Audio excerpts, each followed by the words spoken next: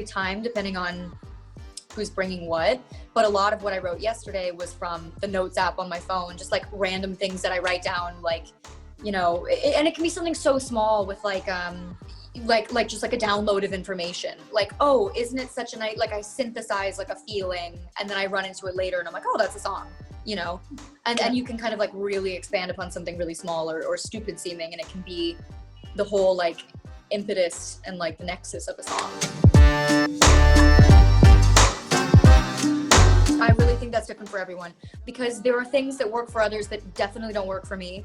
There are things that work for me that I would never preach about, because I think on the whole, a lot of people it wouldn't work for them, right?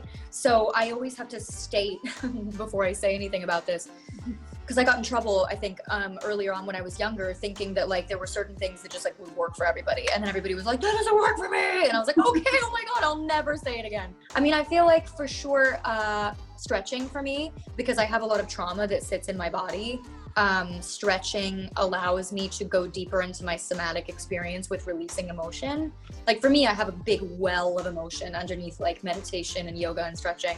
So for me, I know I have to push past that, but I also know there were times in my life where I was not ready to go there with myself. So I do feel like that's a big form of self-care. Also just like holding myself accountable, journaling, therapy. I don't always want to go to therapy. I make myself go to therapy.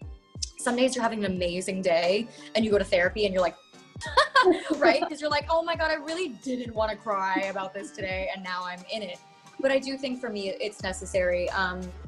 You know, staying in contact with my friends, sleep, water, health. I don't know. Those are, I mean, just stuff that is good for a human body that we've like forgotten how to do in this day and age, because it's all about like quick fixes, stuff like that.